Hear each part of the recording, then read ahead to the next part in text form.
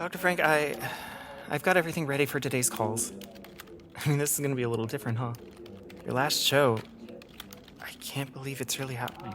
I know. Feels like yesterday. I was nervous about my first show.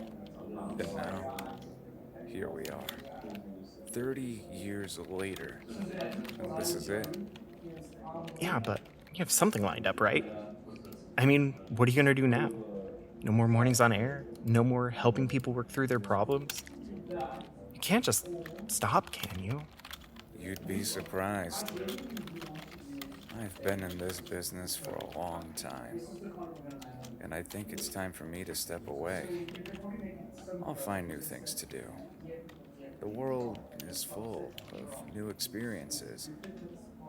Maybe I'll even find time for my family again. But it's so much more than just a job, Dr. Frank. You've been like this steady anchor for people. Every morning, they know they can turn on their radio and hear you help them work through their day, their issues. And I don't mean to be that person, but what's gonna happen to me? Who's gonna keep the calls from turning into chaos? I mean, you're the guy. You've been here for so long. What am I supposed to do without you? Eli, it's not going to be easy, that's for sure. But you've been here long enough to know the ropes. I've seen you handle tough calls, manage the chaos like a pro. You've got this. You've always had it in you. I don't know. I just don't think I'm ready to handle this without you. I mean, you're Dr. Frank. You've helped people get through their darkest days. People call in, they hear your voice, and they immediately feel like everything's gonna be okay. You just don't hang that up. You're right. I've had some amazing moments on air. But I've also had my fair share of doubts. There is no perfect ending. People need to know that as well. We all go through transitions, big and small. Sometimes stepping away is part of the healing process too. You can't help others if you are not helping yourself. Yeah, but what about me? I've been listening to you for years. You're like a safety net, a steady hand guiding everything. And if you're not here, what do I do? What if I mess something up? What if the next person, whoever they are, doesn't care the way you do? Eli, you've always cared. You've got the heart for this job. Don't forget, I'm not going anywhere completely. I'll still be around, maybe doing some guest spots, maybe working on some new projects. You've got this. I'll still be cheering you on, even if I'm on the other side of the phone line. But it's different. You've been the one who's had all the answers. You've always known what to say. I can't just pick up where you left off. What if someone calls in and I don't have the answers? What if I screw up? You'll screw up. We all do. But you'll learn from it. There's no right or wrong way to help someone in need. You don't have to have every answer. Sometimes the act of listening is enough. You've been a lifeline for these people. I'm proud you've handled it. It's not about having the answers. It's about being there. And you've always been there. I don't know what to do with all of this. You know, it's hard to imagine this place without you. It's like everything been leading up to today, and now it feels like I'm losing something big. I understand, but look, this is your chance now. It's yours to take. Maybe you'll find something new in this chaos. Maybe you'll discover a part of yourself you didn't know was there. This is your time to step into the spotlight. Not just be part of the background noise. You've got the skills. You just need the confidence to trust yourself. I guess it's just hard. It feels like I'm losing something important. I mean, what's gonna happen when people call and ask for you? I don't even know what to say. When people ask for me, you tell them the truth, that I'm off on my next adventure, and that you're here now. It's not about replacing me. It's about being you. The listeners trust you, They may miss my voice, but they'll get used to yours. You're really leaving, huh? I guess I'll have to learn to survive without you. You will. You are stronger than you think. And it's time for you to fly on your own. I'll miss you. You know that, right? I'll miss you too. But I'll be watching from the sidelines, cheering you on. You'll do great. Now, let's get this show started. We've got people waiting. All right, Dr. Frank. Let's do this.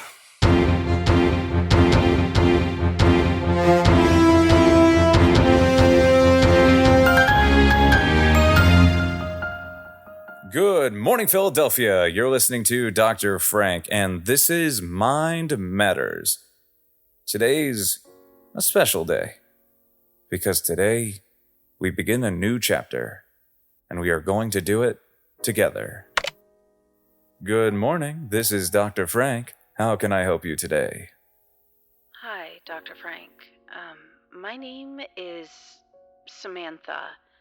I've been listening to your show for a while, and I guess it's time to talk.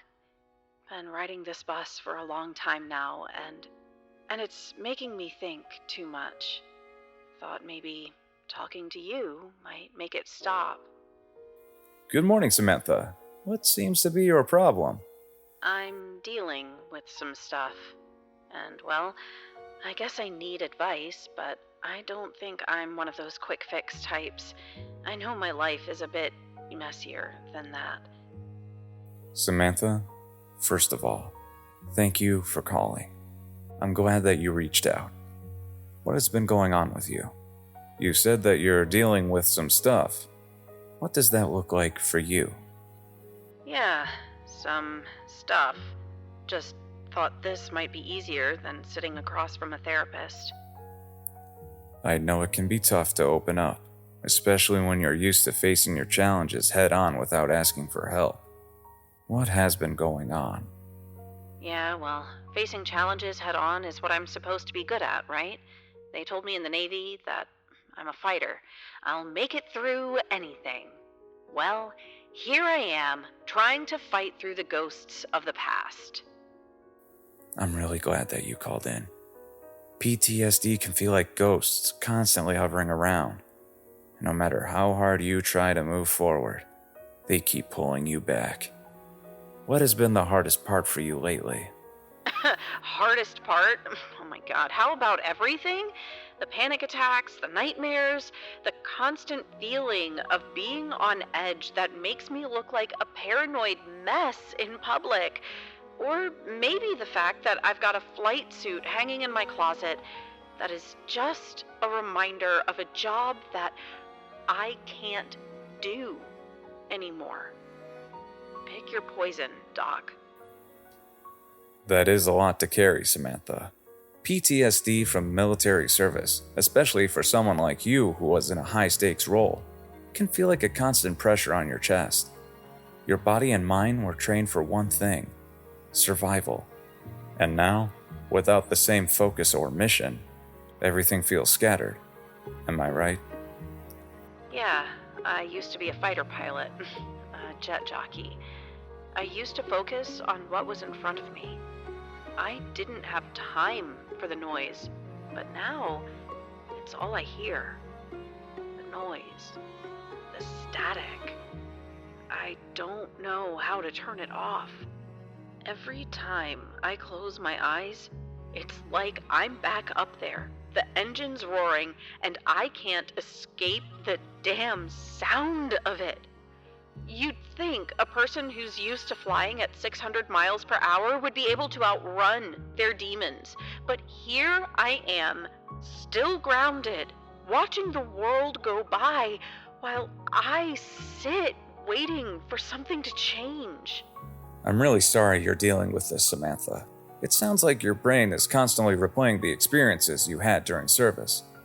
It's almost as though the memories are on a loop, and no matter how many times you try to change the channel, it just won't stop. That is one of the hallmarks of PTSD.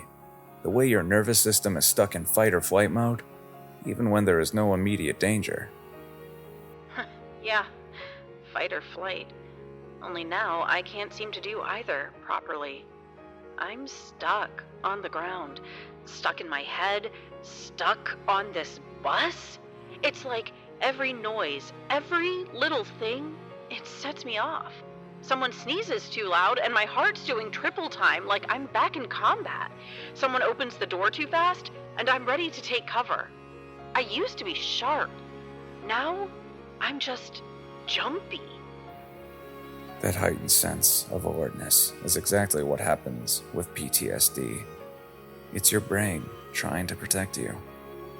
But it is on overdrive. It's exhausting, isn't it? Having to be on guard constantly. I hear that a lot from military's personnel. Your body's trained to react, but sometimes it feels like you're reacting to things that aren't there. You said that you're calling from a bus, right? You don't have to stay on that bus. You can get off anytime you want to. Sometimes the hardest part, it's stepping off and seeking help. Oh, it's definitely exhausting. I'm like a human defibrillator at this point, just waiting for the next shock. And don't get me started on sleep, or lack thereof. Some nights, I'm lucky if I get more than 3 hours. Between the nightmares, the flashbacks, the constant sense of impending doom, I might as well be piloting a jet on no fuel. But hey, we need sleep, right? It's overrated. I don't know if I have the strength to get off. Maybe I'll just stay on it forever. I hear you. Lack of sleep is a common issue for those with your disorder. It disrupts your ability to rest and recover, and then it feeds into the cycle of anxiety and always checking over your shoulder. The constant state of being on the edge can make it even harder to relax. Yes. It's like being stuck in the cockpit of a fighter that's never landing. And the worst part, everyone around me thinks I'm okay. I've had a friend who said one time that you're a tough cookie, man, Samantha. You'll get over it. Like, I'm supposed to just bounce back. But it's not that simple. I'm not bouncing anywhere. I'm barely hanging on. I've been so damn scared. I don't know what freedom looks like anymore. Maybe it's just getting off this bus, but I don't know if I can. People who haven't been through something like you've experienced often don't understand the depth of it. They can only see the strong exterior you've built. They can't see the invisible scars that run deeper than you imagine. And I'm sure that's frustrating, right? People thinking you should be over it by now. When in reality, it's not something you can just turn off. Yeah. I'm just supposed to snap my fingers and be normal again. Just put it behind you, they say. Sure. Like, I can put 20 years of trauma in a shoebox and just tuck it under the bed. If only it was that easy. It doesn't work that way. Healing is a process. It's not linear. It's not about forgetting what happened. It's about finding ways to live with it, to reclaim your life despite it. And that's where the real work begins. One day at a time. One step at a time, one breath at a time. I'd love to be able to think about tomorrow without feeling like I'm drowning in today. I miss flying. I miss the clarity, the adrenaline. But now, when I even think about being in the cockpit, I freeze. The panic sets in. I guess that's the real irony, huh? You train your whole life to fly, and then one day your brain decides you can't even get in the seat anymore. That's the heart of it, isn't it? The one thing that was a source of pride and purpose has now become a trigger of fear. But what's more important is that you're still here. You're talking. You're working through this, even if it feels like you're taking baby steps. Baby steps. Yeah. If those baby steps could stop kicking me in the gut, I'd be fine. But honestly, Doc, I don't know what I'm supposed to do. I feel like I'm running out of options. Samantha, you've already done the hardest part by reaching out. The fact that you're talking about it is the first step in the healing process. And it's not easy. But you are not alone in this. There are resources, people who can help. And the good news is that PTSD doesn't define you. There is still so much more to you than just the trauma. All right. I'll get off this bus. I'll figure it out. Maybe it won't be pretty, and maybe it won't be easy, but I'm done being stuck. Here's your stuff, ma'am. Thank you. But, where am I? Philadelphia, ma'am. Thank you. Where do I go now? Well, anywhere you want. You're free.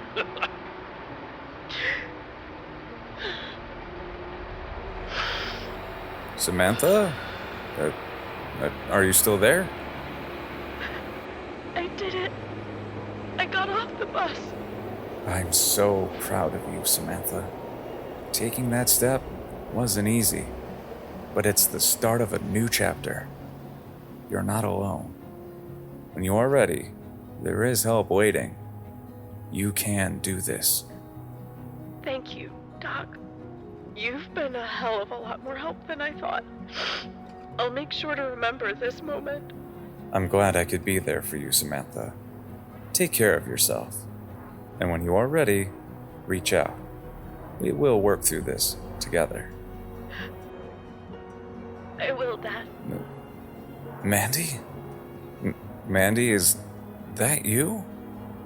Yeah, it's me. Sorry, I didn't mean to say that. It just slipped out. No, it's all right. I didn't expect that. But maybe it's a sign, you know? Maybe it's the first time you've let your guard down. I guess I was just tired of pretending. Tired of the noise. Tired of being Samantha, the tough cookie, or whatever everyone expects me to be. I get it. But here's the thing. You don't have to be that tough cookie anymore. You're allowed to not be okay. You're allowed to break down. You're allowed to feel whatever it is you're feeling. And you don't have to hide it from anyone. Especially not from yourself. I don't know. Maybe I've spent so long trying to be tough, trying to survive, that I forgot how to just be me. Your daughter, without the armor. That's a tough realization, I know. But the good news is, you're still you. My daughter. Even if you don't feel like it right now, you've been living under all that weight. But it's not all of you. You'll find pieces of yourself again. And it's okay if that takes time. It feels like I'm starting from scratch. Like everything I thought I knew about myself is shattered. You're not starting from scratch, Mandy. You're starting from experience. You've been through more than most people could ever imagine. That strength is still in you, even if it doesn't feel like it right now. But the real work now is finding what comes after strength, finding the softness, the humanity. That's where you'll really heal. I hope so.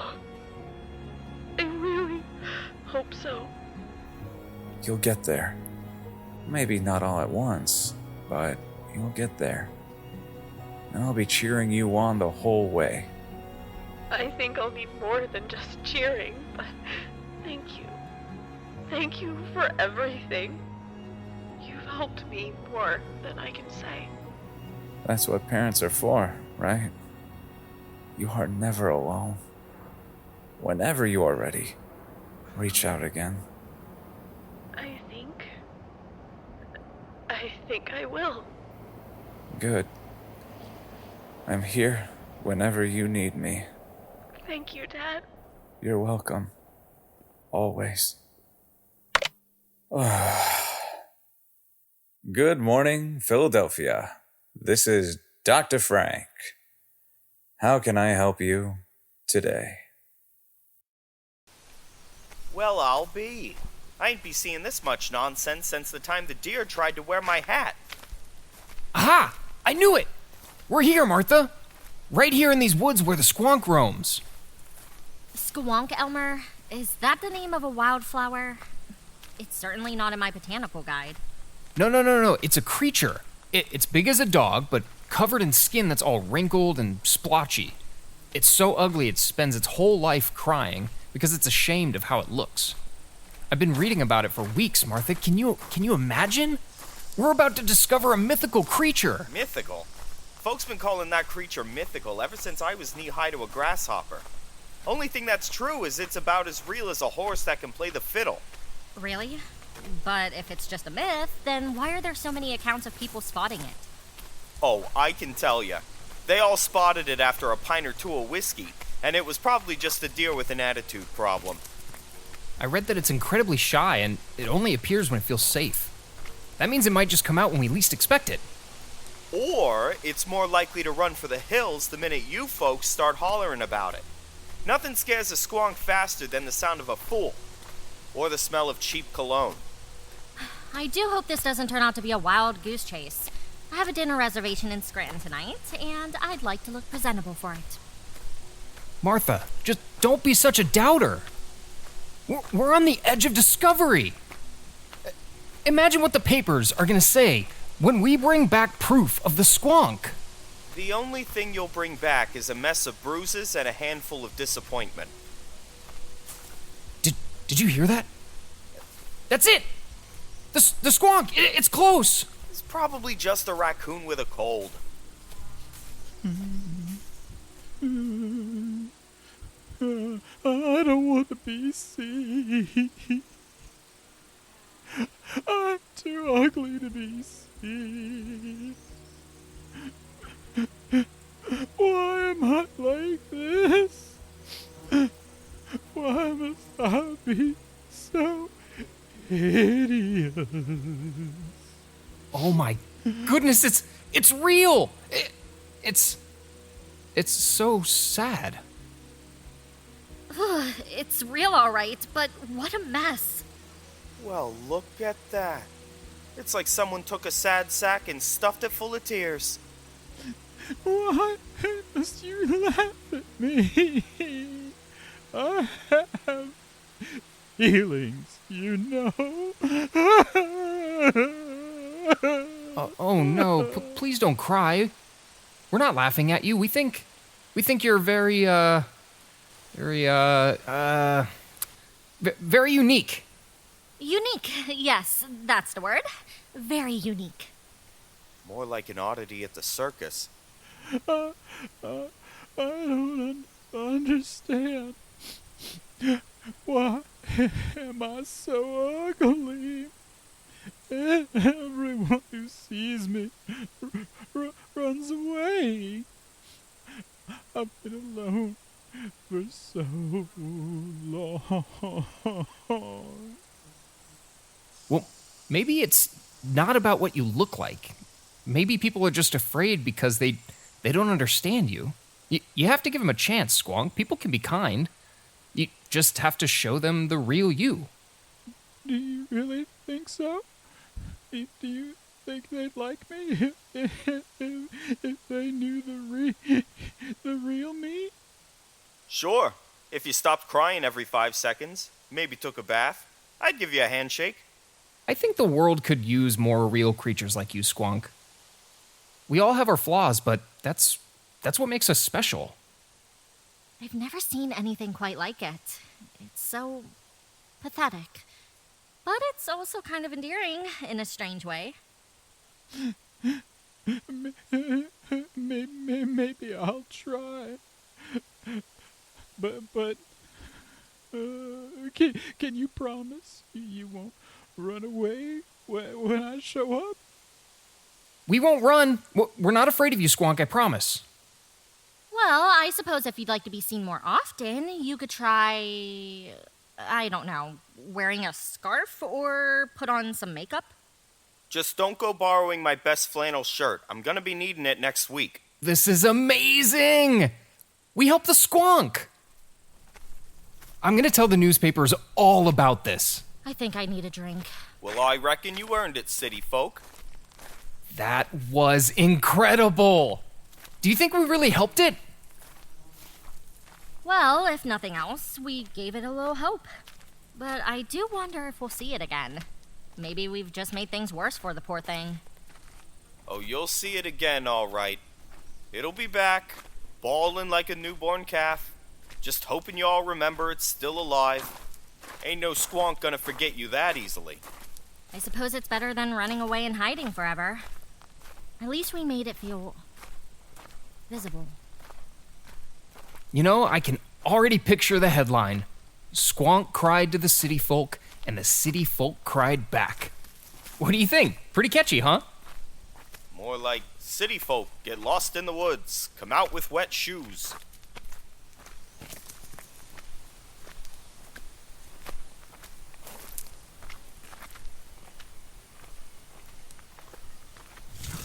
It's back! The Squonk! It's coming back to say thank you! Or it's just a couple of squirrels having a heated argument. But I must admit, I'd love to know if it's really trying to connect with us. You sure it's the Squonk? You sure it ain't a wild boar looking to make a meal out of your fancy shoes? Oh, it's just a raccoon. I had hoped for something grander. That's your Squonk for you right there. Look at that little rascal. No tears, no sobbing, just a full belly and a bad attitude. I reckon he'd be more honest with you than your Squonk ever will be. But this is not the Squonk. What a letdown.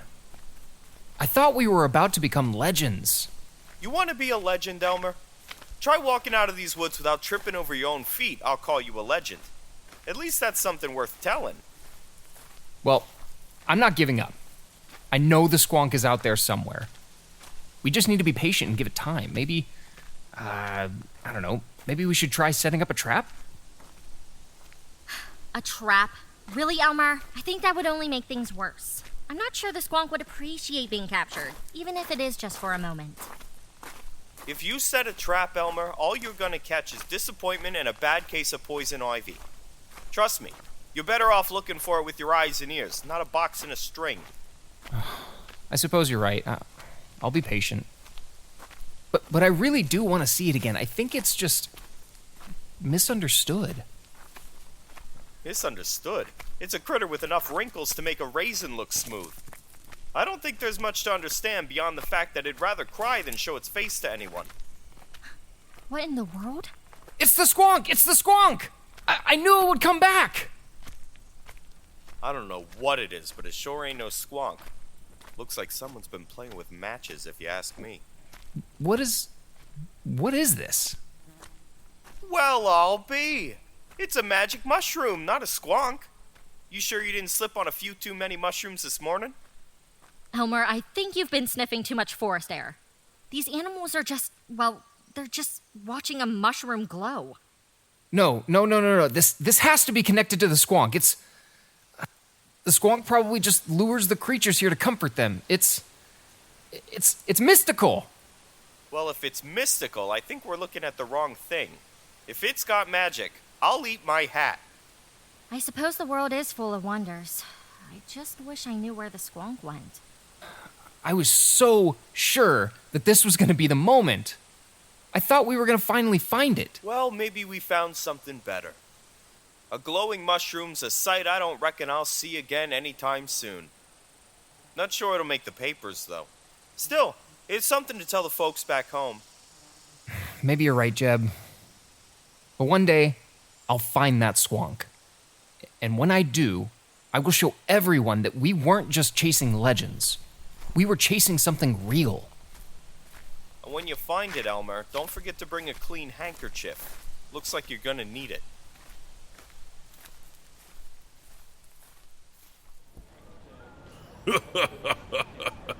Well, that's my story. What do you think? Really? A squonk story? You realize how many stories I've listened to about that damn squonk?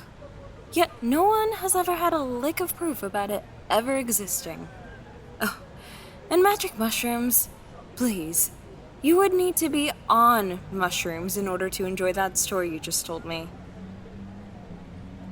Really? Huh. I thought it was pretty good. Well, it wasn't good at all. You want me to tell you another one? Sure, why not? But this story, I want action. I want mystery. I want it good. Okay. Okay, let me think, I think I got what you're looking for. Let me hear it. Okay. I'll start this story by saying, is it out there? We did it! Hell, Frank, we actually did it!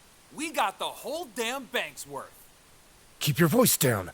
They'll be looking for us soon. We need to make it quick. The money's ours now, Tom. You know what to do. Yeah, I know the plan. We split it, head out of town, and live like kings. This is it, Frank. The start of something big. Just think of it. No more small-time jobs. No more hiding out in this rat hole. We're gonna be free, Frank! You sure nobody followed us?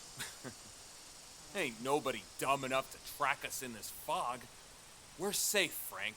Just you and me. Nobody's gonna find us in the woods.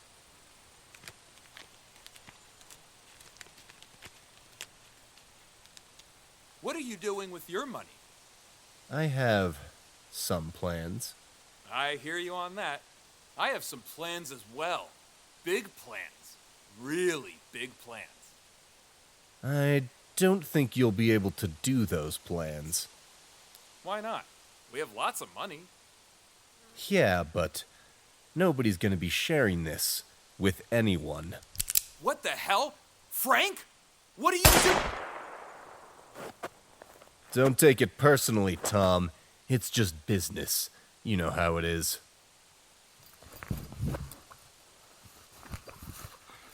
Sorry, Tom. Couldn't trust you to keep your mouth shut. No one gets to take what's mine. I'll be long gone by the time they find him, and no one will ever know where I left it. Wait a minute. I have to stop you there.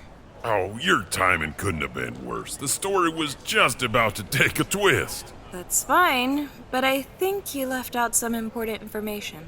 What am I missing, huh? You said you wanted a story with some action, mystery. I was giving you that. Maybe you were, maybe you weren't. Oh, what do you want? Continue the story, but after what you've already told me. Okay, huh. I'll pick up the story a couple of days later, huh? After the police have found Tom's body. That's fine. Whatever makes you work. There's no sign of a struggle.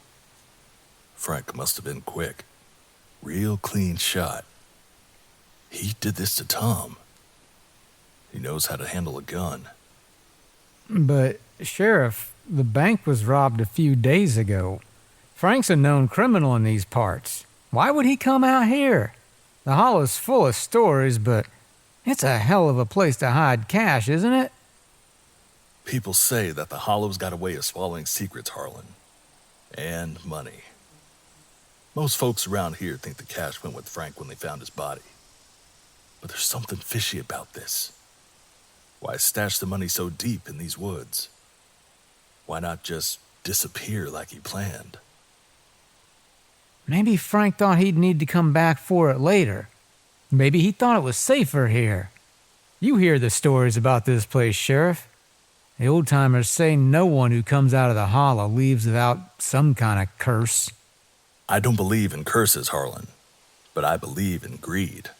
And I believe in men who think they can fool the law. Oh, we need to find that money. It's somewhere in this hollow, and I'll be damned if we let it disappear like Frank did.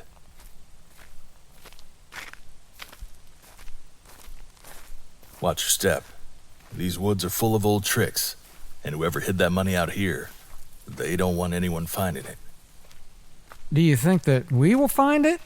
If that money's out here, it's not just a legend. It's a trap. Sorry, but I have to stop you again. Golly, I hope you don't do this with everyone who tries to tell a story. Only the good ones. I didn't stop you while you were telling the first story. No, I guess you didn't. So, what you're saying is that you like this story? I like parts. Still needs more. Do you have any idea what it still needs? You're the storyteller. You finish the story. Okay, sorry. Usually I just tell the stories with no interruption, or, really, no interaction whatsoever. Most of the time, I just talk to myself. Maybe you have always been by yourself. No, I'm surrounded by people every day. That is just the thing with my job, you see. I blend in. I'm always around, yet no one sees me. You're more than just a storyteller, aren't you? I've been called many names, but for today, I'm the storyteller, and I have a story to finish. A man, a mystery. I like that. Please, finish your story. The story continues as the deputy and the sheriff keep looking through the woods.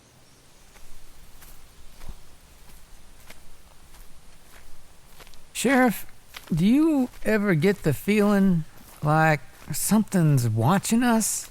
I've been watched by more dangerous things than the wind, Harlan. Now keep your eyes peeled. We're getting close.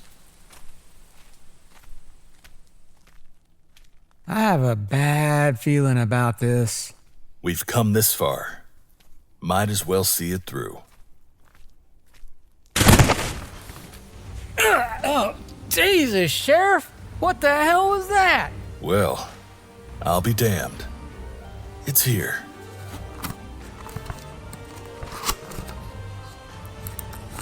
You found it. It's really here. All of it. And now we found it. You're cursed, Harlan. Just like everyone else who's ever come searching. What do you mean I'm cursed? Sheriff Cooper? No, stop!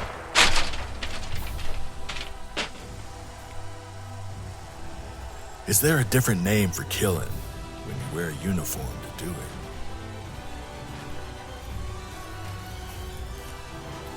No one walks away with my money.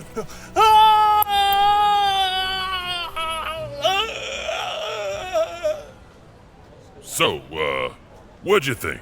I think you must have had an interesting childhood. What makes you think that? Your ability to come up with these stories, the amount of detail, the characters.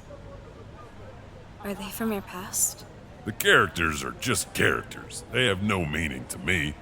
They could all be nameless faces, and the stories would still be the same. Why is it that you wanted to meet me? To get to know you, tell you some stories. That's all? What else would there be, huh? I write for a small town paper. You know, those things that people don't even read anymore. I know who you are and what you do. And yet, you are still here. And yet I'm still here. There's more to you than what you're telling me. Isn't there? Yes. Will you tell me? No. Why not? The people are not ready yet. How can you be so certain? I know people. I know people all too well, really. What exactly is it you think I'm not ready for? The truth. The truth about everything. About people, about the world, about the stories I've seen, lived, and witnessed. Tell me. If I told you, you wouldn't believe it. Not now, not the way you are. People like you, people in your line of work, you think you know everything. But you don't. You haven't seen what I've seen. I'm just a journalist. I write stories. That's all. And that's the problem. You write stories, but you don't live them. There's a big difference. So, what is it that I'm supposed to understand? You want to understand what's real, don't you? What people are really beneath the layers. But the truth isn't as pretty as the stories you tell. Oh, it's messier. So much messier. It's uglier and, oh golly, sometimes it's dangerous. It's just right dangerous. What kind of danger? What's so dangerous about the truth? The truth makes people uncomfortable, makes them question things they'd rather ignore. It forces them to look at themselves and realize they're not who they think they are. And most people, they can't handle that. So they bury it. They hide it. They make up stories to make them feel safe. So what is it you know? What is it you're hiding? I'm not hiding anything. I'm just waiting. Waiting for the time when people will be ready. But that time, it's not now. Maybe you're wrong. Maybe people are ready. Maybe we just need to show them. You think so? You think people are ready for the truth, huh? For the things I've seen. I have to believe they are. Otherwise, what's the point of writing all these stories? What's the point of pretending? You'll learn soon enough. Just be careful. Sometimes the truth doesn't set you free. Sometimes it traps you. Like in the last story I told. If you're not going to tell me then, can you indulge me with another story? That I can do. Let me tell you a tale from the 1800s about a small town that's covered in a veil of mystery. And most people don't like to talk about what goes on here. So, you're telling me there's truth to this goblin? It's not just a story, lad. The goblin has been around these parts for over a century. It doesn't show itself to everyone, but it's real, and it's hungry. It comes from the woods, deep in the shadows where the moon can't reach. Don't listen to him, George. Old Man Jenkins has been spinning tales since before I was born. There's no such thing as a goblin. It's just folklore. Stories to scare children. You think I'm mad, girl? You think the screams that echo through the woods at night are just the wind? People who go into those woods don't always come back. And when they do, they're different. What do you mean, different? They've seen the goblin. They've felt its claws, heard its whispers.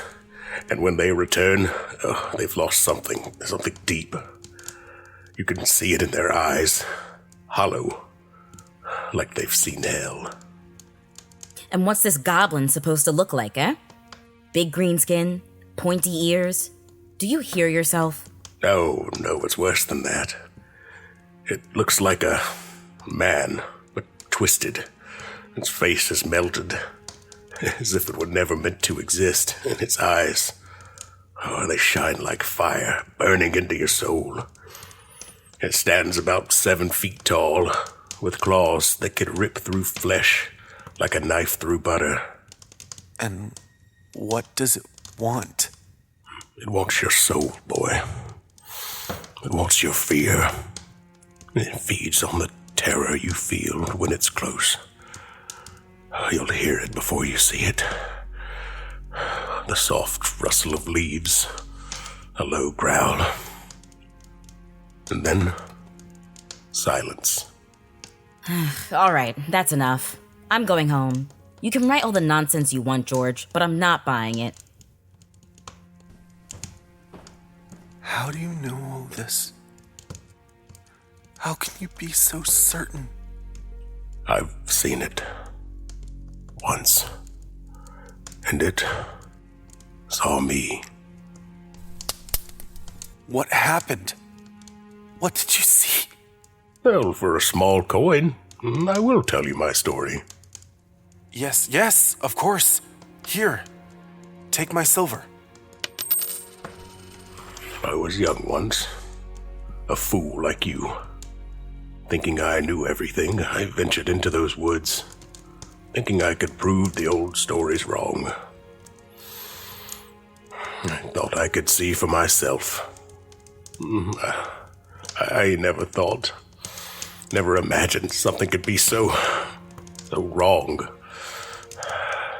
It went deeper and deeper until I couldn't hear anything but my own heartbeat. And then I saw it. At first, I thought it was just a man, a silhouette in the mist. But then his face, it wasn't a man. Its skin like melted wax and its eyes, it saw me, George. It saw me and I froze.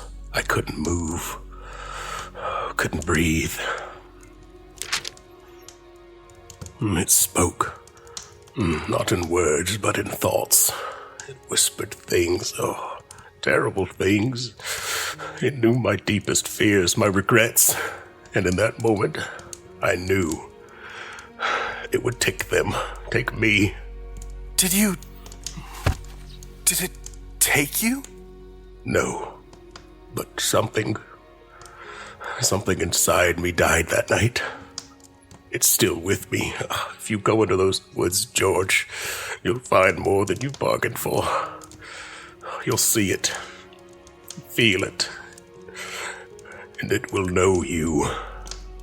I need to know. I have to know the truth. Oh, the truth will find you, even when you're not looking. I have a bad feeling about George in this story.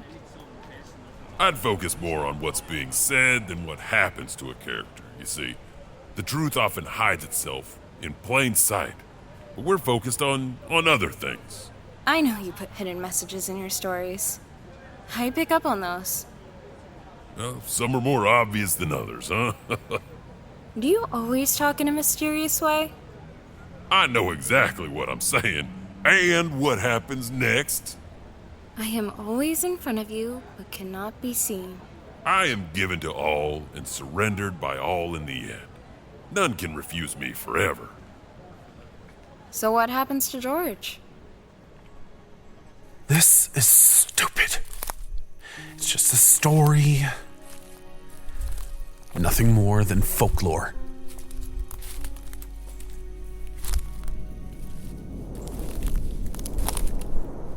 Just the wind.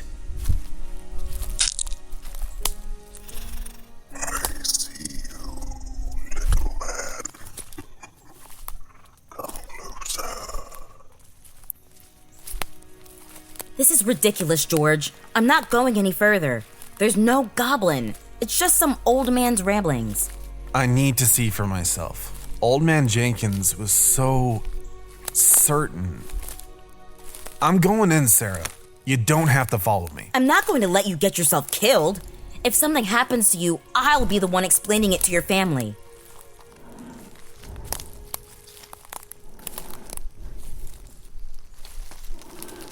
Do you hear that? I don't hear anything. There's something. It's a faint rustling. Not the wind, it's something else.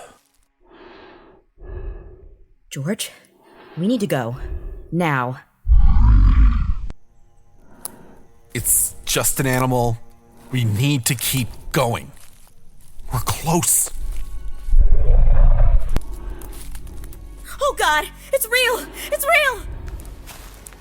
Run! Run, Sarah! George! No!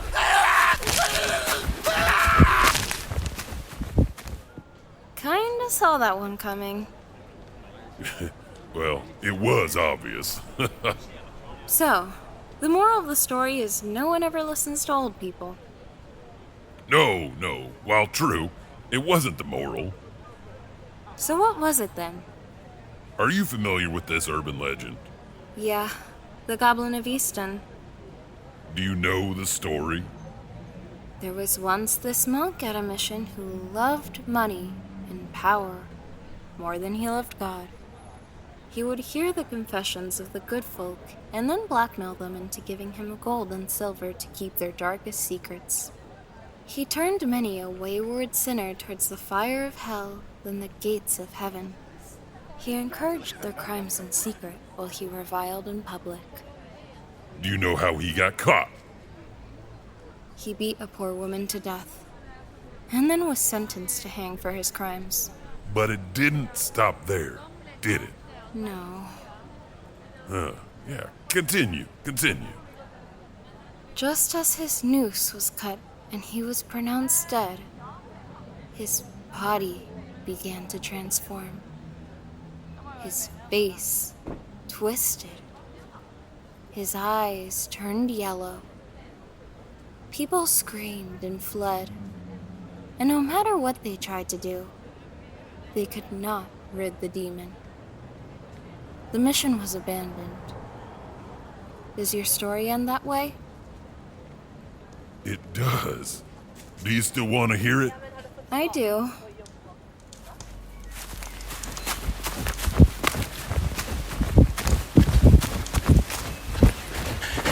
He was right! Old Man Jenkins was right! The goblin is real! It's not a story! It's a curse! It can't be! That's madness! You're just delirious! No, Ray! I saw it with my own eyes! It killed him! We need to do something. We need to stop it. It's not a fairy tale. It's real! Sarah, I want to believe you. But if we're going to stop this thing, we need more than just your word. We need proof. We need a plan. This is your proof. Whose blood is this? Who do you think? What do you want to do? Do you want to storm the woods? In this fog? And just wait? Just wait for it to come out? It has to be stopped, but I don't know how. Something needs to be done, Ray. I know. I don't want to, though. I have to stop you again. Oh, that's fine. Do you have a question? I have many. About the story or about me? Both, really. Oh, what do you want to know? The truth. You're gonna need to be more specific. Who are you? I told you, I'm just a janitor who likes to tell stories. What is your name? Can I just, finish my story? So, we're out here. What do we do now? We run? We're not running, Ray. We've come this far. If this thing's real, then we have to face it. We can't just give up and let it take everyone. But what if we can't stop it? What if it's too powerful? It's here! Run! Get to the trees! Move! Oh God! It's real! It's real! We need to find something. Anything. We need to stop it. We can't keep running forever. We need to do something. In there! Quickly!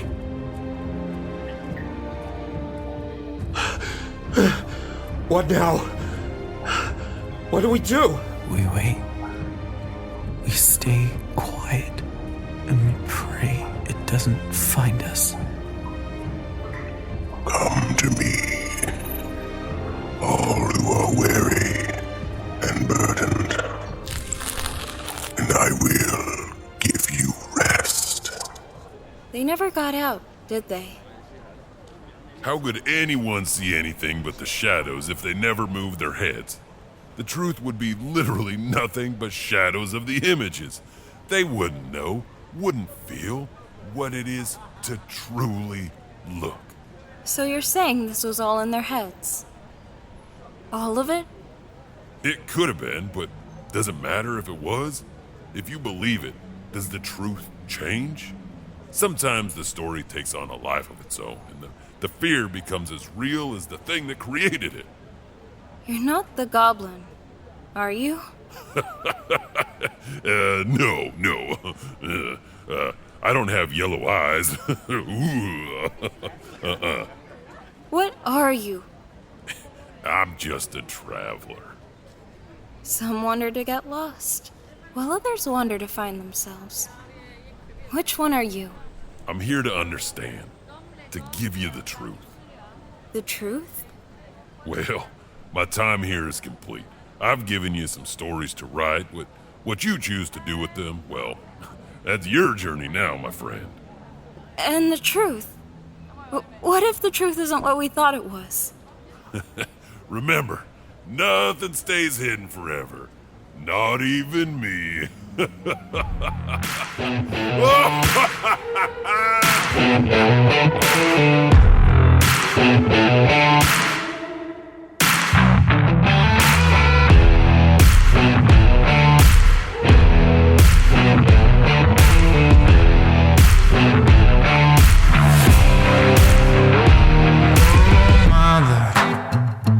With no age, I am rattling your cage.